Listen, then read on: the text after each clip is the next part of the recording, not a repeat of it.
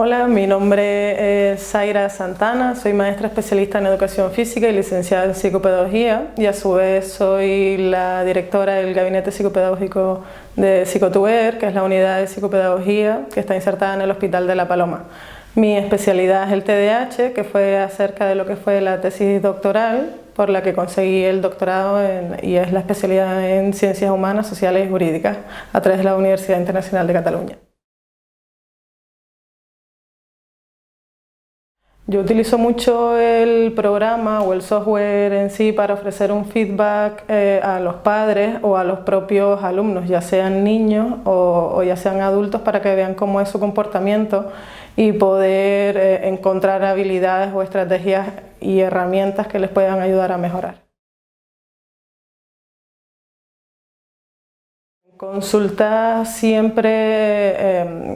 suelen ser sesiones individuales en los que trabajo directamente con los niños o con los adultos, ya sea a través de fichas en papel o a través de software o con gafas de realidad virtual, por ejemplo. Trabajo de manera individual y después posteriormente en otras sesiones intentamos hacer ese visionado de los vídeos con los cortes que me ha permitido hacer el software para que vea cómo es su comportamiento y en dónde tenemos que mejorar o incidir, o incluso para que los padres vean cómo se comporta el niño dentro y un poco pues validar lo que hago yo dentro o en mi trabajo dentro de la consulta.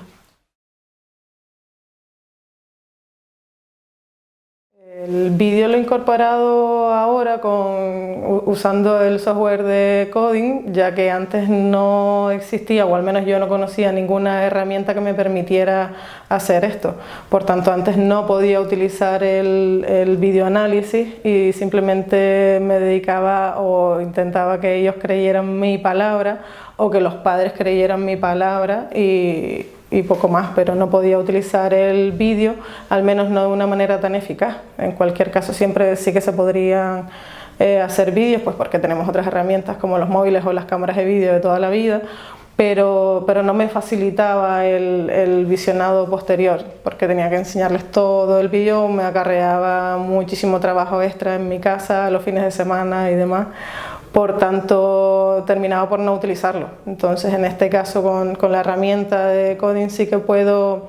enseñarles luego un feedback para que ellos vean dónde tienen que incidir y cuáles son los comportamientos que el niño tiene a lo mejor en el ambiente de la consulta, que no es el ambiente familiar o el que a veces tienen dentro de casa.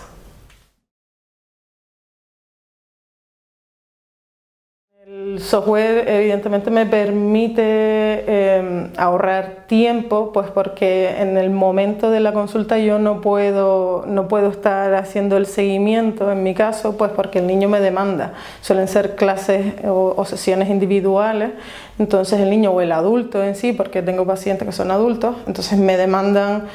mucho feedback o mucho control, porque si no se me van. Recordando que mi especialidad es el TDAH, pues sus déficits de atención hacen que se vayan continuamente de lo que estamos haciendo. Por tanto, no puedo estar en el momento editando o recortando, diciendo cuáles son los momentos más importantes del momento de la consulta o cuáles son los que yo quiero mejorar. Casos específicos como la hiperactividad o la impulsividad, en el momento ellos no se dan cuenta que lo están haciendo y ese es uno de los problemas habituales. Entonces con el software me permite un poco ahorrar tiempo extra que tengo que dedicarle en casa sí o sí para analizar esa sesión, para que ellos vean y se vean cómo se están moviendo tanto los niños como los adultos, o en el caso de los niños los familiares también, que vean a lo que nos referimos con su movimiento constante.